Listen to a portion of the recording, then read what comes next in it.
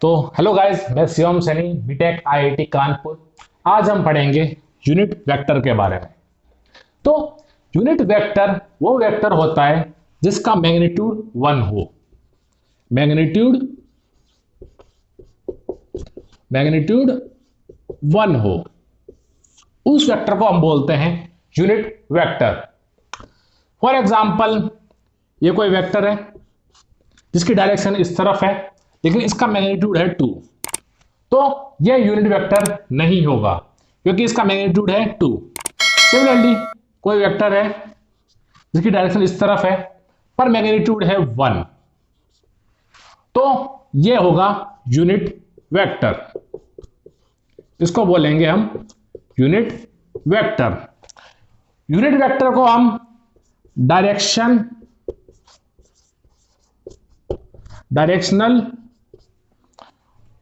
Vector भी बोलते हैं, क्योंकि यह रिप्रेजेंट करता है डायरेक्शन। क्योंकि यह सिर्फ रिप्रेजेंट करता है डायरेक्शन। अब इसका सिंपल सा और एग्जांपल देखते हैं। तो मान लेते हैं कोई वेक्टर है ए वेक्टर, जिसका मैग्नीट्यूड है ए और इसकी डायरेक्शन है इस तरफ। तो ये ए वेक्टर है, मैग्नीट्यूड है ए। इसका मैग्नीट्यूड कितना है? मैग्नीट्यूड ए और डायरेक्शन है इस तरफ। हमें इस डायरेक्शन की तरफ यूनिट वेक्टर निकालना है, तो मींस ए वेक्टर का यूनिट वेक्टर निकालना है। तो ए वेक्टर का जो यूनिट वेक्टर होगा उसको हम लिखेंगे ए कैप। इसको बोलते हैं, यूनिट वेक्टर का सिंबल होता है ए कैप। तो हमें ए कैप निकालना है। ए कैप मतलब ए वेक्टर का यूनिट वेक्टर। तो यूनिट वेक्टर का डायरेक्शन तो इस तरफ होगी, डायरेक्शन तो इस तरफ, पर मैग्नीट्यूड क्या होगा? 1, ए नहीं 1। तो कोई वेक्टर इस डायरेक्शन में ले लो, ए वेक्टर की डायरेक्शन में, और मैग्नीट्यूड कर दो 1। तो ये हो जाएगा ए वेक्टर की डायरेक्शन में यूनिट वेक्टर। तो अब निकाले कैसे ए वेक्टर ए कैप? तो ए वेक्टर है, ए वेक्टर मैग्नीट्यूड है ए, डायरेक्शन है इस तरफ। तो ए वेक्टर को हम लिख सकते हैं ए, ये ए मैग्नीट्यूड है, और डायरेक्शन है इस तरफ। तो ए वेक्टर को लिख सकते हैं ए इंटू ए कैप। ए क्या होता है? मैग्नीट्यूड। ए हो गया मैग्नीट्यूड, और ए कैप क्या हो जाएगा? ए वेक्टर का unit vector. Unit vector of A. A vector को हम ऐसा रिप्रेजेंट कर सकते हैं। अब जरा इस सेंटेंस को समझिए, इस इक्वेशन को। ए वेक्टर क्या है? वेक्टर। अब A vector equal to A into A cap. इसका मतलब है ए क्या हो जाएगा? वेक्टर ए क्या हो जाएगा? मैग्नीट्यूड, और ए कैप क्या हो जाएगा? Direction, unit vector. तो ए रिप्रेजेंट करता है मैग्नीट्यूड, और जो यूनिट वेक्टर है वो रिप्रेजेंट करता है डायरेक्शन। यूनिट वेक्टर रिप्रेजेंट करता है डायरेक्शन, इसलिए इसको डायरेक्शन वेक्टर बोलते हैं। तो क्योंकि ए वेक्टर है, कोई भी वेक्टर का मैग्नीट्यूड होता है और एक डायरेक्शन होती है। तो मैग्नीट्यूड हो गया ए, और इसकी डायरेक्शन क्या हो जाएगी? ए कैप, जो यूनिट वेक्टर ऑफ ए। तो कुछ नहीं करना, ये ए क्या है? मैग्नीट्यूड है। मैग्नीट्यूड तो स्केलर होगा, तो इसको इधर ले आएंगे। तो इसको इधर ले आएंगे तो ए कैप क्या हो जाएगा? ए वेक्टर अपॉन ए। तो किसी भी वेक्टर का हमें अगर यूनिट वेक्टर निकालना है, तो उस वेक्टर को हमें उसके मैग्नीट्यूड से डिवाइड कर देना है। किसी भी वेक्टर को हम उसके मैग्नीट्यूड से डिवाइड कर देंगे तो उस वेक्टर का हमें यूनिट वेक्टर निकल जाएगा। तो ये होता है सिंपल यूनिट वेक्टर का कंसेप्ट। तो यूनिट वेक्टर क्या? यूनिट वेक्टर का मैग्नीट्यूड होता है 1, मैग्नीट्यूड 1, और वो रिप्रेजेंट करता है डायरेक्शन। वो रिप्रेजेंट करता है डायरेक्शन। तो इस वेक्टर को बोलते हैं डायरेक्शन वेक्टर। यूनिट वेक्टर को क्या बोलते हैं? Direction vector. अब यूनिट वेक्टर का कोई यूनिट वेक्टर यूनिटलेस होती है, डायमेंशन लेस होती है। मींस जैसे लेंथ की यूनिट होती है, लेंथ की यूनिट क्या होती है? मीटर, मास का किलोग्राम, पर यूनिट वेक्टर की कोई यूनिट नहीं होती, वो यूनिटलेस होता है और उसका वो डायमेंशन लेस होता है। क्योंकि तो ये इंपॉर्टेंट पॉइंट है, यूनिट वेक्टर यूनिटलेस और डायमेंशन लेस होता है। मीन उसकी कोई यूनिट नहीं होती। तो ये सिर्फ रिप्रेजेंट करता है, it represents direction only, direction only. यह सिर्फ डायरेक्शन रिप्रेजेंट करता है, इसका मैग्नीट्यूड होता है 1 और ये यूनिटलेस होता है और डायमेंशन लेस होता है। तो ये यूनिट वेक्टर है, मैग्नीट्यूड 1 और ये रिप्रेजेंट करता है डायरेक्शन। अब हम बात करते हैं कार्टेशियन कोऑर्डिनेट सिस्टम की। तो ये कार्टेशियन कोऑर्डिनेट सिस्टम है, एक्स वाई जेड। तो एक डायरेक्शन का जो यूनिट वेक्टर है उसको हम बोलते हैं आई कैप। आई कैप क्या होता है? Unit vector along x axis. Similarly z cap क्या हो जाएगा? Unit vector along y axis. Similarly k cap क्या हो जाएगा? Unit vector along z axis. इसका मतलब एक्स डायरेक्शन का जो यूनिट वेक्टर है वो होगा आई कैप। तो एक्स डायरेक्शन का यूनिट वेक्टर है, तो ये डायरेक्शन इस तरफ है और ये यूनिट है इसका ये 1, तो ये हो जाएगा आई कैप। अब वाई डायरेक्शन है, वाई डायरेक्शन, तो वाई डायरेक्शन का की तरफ डायरेक्शन वाई डायरेक्शन की तरफ है और मैग्नीट्यूड है 1, तो ये हो जाएगा J cap, magnitude 1। Similarly Z direction की तरफ यूनिट वेक्टर है के कैप, तो के कैप का मैग्नीट्यूड 1, मैग्नीट्यूड 1 और इसको यूनिट वेक्टर को बोलेंगे के कैप। सो डायरेक्शन इस तरफ मैग्नीट्यूड 1, डायरेक्शन उस तरफ मैग्नीट्यूड 1, डायरेक्शन जेड डायरेक्शन की तरफ और मैग्नीट्यूड 1। तो के कैप की डायरेक्शन इस तरफ जेड एक्सिस की तरफ मैग्नीट्यूड 1, आई कैप की डायरेक्शन एक्स की तरफ एक्स एक्सिस की तरफ और मैग्नीट्यूड 1 और जे कैप की डायरेक्शन वाई की तरफ और मैग्नीट्यूड 1। तो ये है i cap j cap k cap x Y z axis के यूनिट वेक्टर। मान लेते हैं कोई वेक्टर है ए वेक्टर। तो हमने पिछली वीडियो में देखा था इसके 3 कंपोनेंट हैं, एक्स वाई जेड डायरेक्शन में 3 कंपोनेंट। एक्स डायरेक्शन कंपोनेंट ए कोस अल्फा, ए कोस अल्फा। तो एक्स डायरेक्शन की तरफ कंपोनेंट क्या है? ए कोस अल्फा। और एक्स डायरेक्शन का यूनिट वेक्टर क्या है? I cap. प्लस और वाई डायरेक्शन की तरफ कंपोनेंट क्या होता है? ए कोस गामा। और वाई डायरेक्शन को किससे रिप्रेजेंट करते हैं? वाई डायरेक्शन के यूनिट वेक्टर से। तो वाई डायरेक्शन का यूनिट वेक्टर क्या है? जे कैप।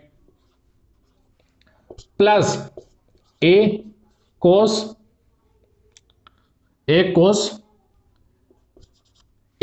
गामा,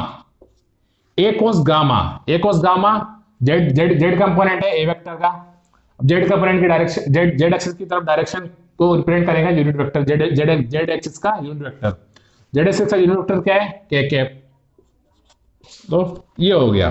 तो किसी भी वेक्टर को हम ऐसे लिख सकते हैं, उसका x component I cap plus Y component J cap plus Z component के कैप। तो ए अल्फा को मान लेते हैं ए एक्स, ए बीटा को मान लेते हैं ए वाई, एक एक ए कोस बीटा को मान लेते हैं ए वाई, और ए कोस गामा को मान लेते हैं ए जेड। तो ए वेक्टर को लिख सकते हैं हम ए एक्स आई कैप प्लस ए वाई जे कैप प्लस ए जेड कैप के, जहां ए एक्स क्या है, एक्स कंपोनेंट, ए वाई क्या है, वाई कंपोनेंट, और ए जेड क्या है, Z component of A vector. और ए एक्स की वैल्यू क्या है, ए कोस अल्फा, ए वाई की वैल्यू क्या है, ए कोस बीटा, ए जेड की वैल्यू क्या है, ए कोस गामा। तो इसको अब रिप्रेजेंट करते हैं। तो ये ए वेक्टर है, ये ए वेक्टर है, इसकी डायरेक्शन इस तरफ है और मैग्नीट्यूड है इसका ए, इसका मैग्नीट्यूड मान लेते हैं ए। तो हमने देखा था इसका कंपोनेंट ये हो जाएगा ए एक्स, एक्स डायरेक्शन का कंपोनेंट क्या हो जाएगा ए एक्स। तो इसको लिख देंगे हम, इसको हम लिख देंगे ए एक्स आई कैप, इसको ये हो जाएगा ए एक्स आई कैप। सिमिलरली वाई कंपोनेंट क्या अलोंग, वाई कंपोनेंट क्या है ए वाई, और डायरेक्शन क्या है वाई कैप। तो वाई का तो ये हो जाएगा, ये पूरा लेंथ क्या हो जाएगी ए वाई, ये हो जाएगा ए वाई, और यूनिट वेक्टर क्या होता है वाई का जे कैप। सिमिलरली जेड कंपोनेंट है, जेड कंपोनेंट क्या है ए जेड, तो ये हो जाएगा ए जेड, ये हो जाएगा ए जेड के कैप। तो ये हो गया हमारा ए वेक्टर है, ये ए एक्स इसका कंपोनेंट है एक्स डायरेक्शन की तरफ, तो इसको लिखेंगे ए एक्स आई कैप, ए एक्स आई कैप। वाई डायरेक्शन का अलोंग कंपोनेंट है ए वाई, तो ए वाई जे कैप, और जेड डायरेक्शन का अलोंग कंपोनेंट है ए जेड के कैप। तो ये हो गया। अब कुछ एग्जांपल देखते हैं यूनिट वेक्टर के। तो मान लेते हैं कोई वेक्टर है ए वेक्टर, तो मान लेते हैं कोई वेक्टर है ए वेक्टर, ए वेक्टर। तो हमने एक चीज अभी देखा ए एक्स कैप, ए एक्स आई कैप प्लस ए वाई जे कैप प्लस ए जेड के कैप। तो इसका मैग्नीट्यूड हमें पता है, इसका मैग्नीट्यूड का होल स्क्वायर क्या होता है ए एक्स जो एक्स कंपोनेंट का whole square plus Y component का whole square plus Z component का होल स्क्वायर। तो मैग्नीट्यूड क्या हो जाएगा root of A x square plus A Y square plus A Z square.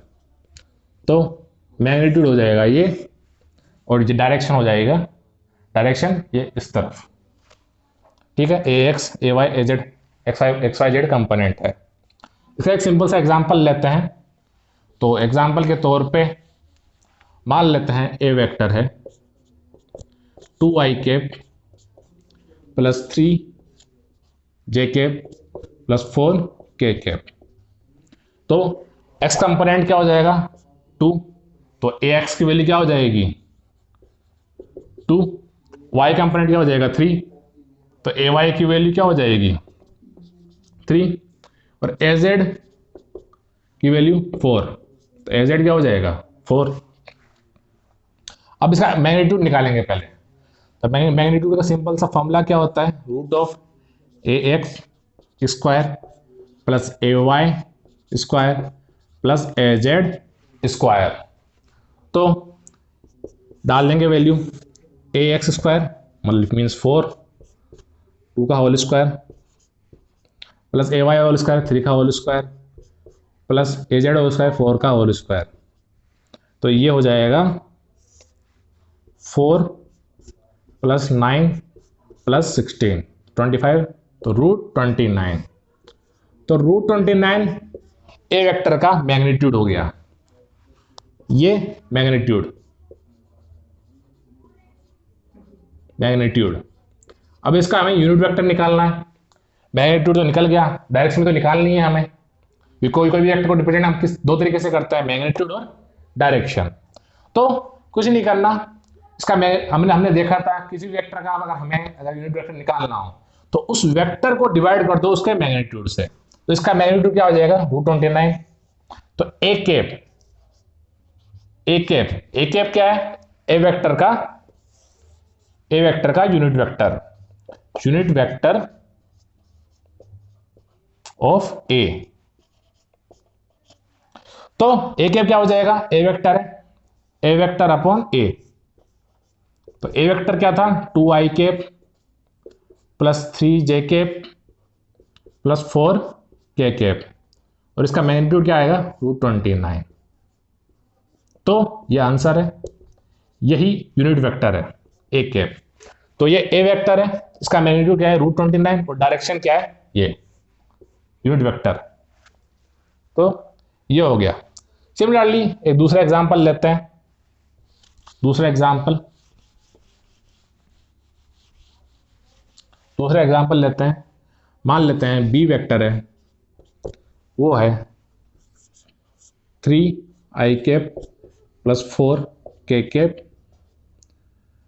तो अगर सिंपल इस फॉर्म में लिखा हुआ है तो इसमें i कैप है और k कैप है, पर j कैप है नहीं। तो इसका मतलब क्या है, j कैप को हम ऐसे भी लिख सकते हैं, इसको हम ऐसे भी लिख सकते हैं, i cap plus 0 j cap plus 4k cap. इसका मतलब सिंपल है, दो ही कंपोनेंट गिवन है, तो मतलब थर्ड कंपोनेंट जो y कंपोनेंट है वो हो जाएगा 0। तो अब सिंपल है, बी वेक्टर का मैग्नीट्यूड क्या हो जाएगा, 3² प्लस 4² √3², तो ये हो जाएगा 5। तो ये हो जाएगा मैग्नीट्यूड।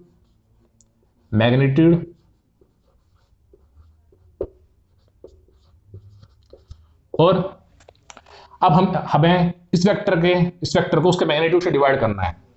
तो ये हो जाएगा unit vector, b vector by b, तो 3i cap plus 4k cap by 5, ये हो जाएगा यूनिट वेक्टर। तो यूनिट वेक्टर हो जाएगा b cap 3i cap plus 4j cap upon 5। तो इसको ऐसे भी लिख सकते हैं, 3i cap by 5 plus 4 divide by 5k cap. तो ये हो जाएगा यूनिट वेक्टर। तो ये बी वेक्टर है, बी वेक्टर का मैग्नीट्यूड 5 है, और बी वेक्टर की डायरेक्शन मतलब यूनिट वेक्टर ये हो जाएगा 3/5i cap plus 4/5k cap. तो आज की वीडियो में इतना ही था। आज की वीडियो में हमने पढ़ा यूनिट वेक्टर के बारे में। और आपको ये वीडियो अगर अच्छा लगा हो तो लाइक और सब्सक्राइब करें हमारे चैनल ब्रह्मगुप्त ट्यूटोरियल को, और रिव्यूज दें हमारी वीडियोस को। धन्यवाद।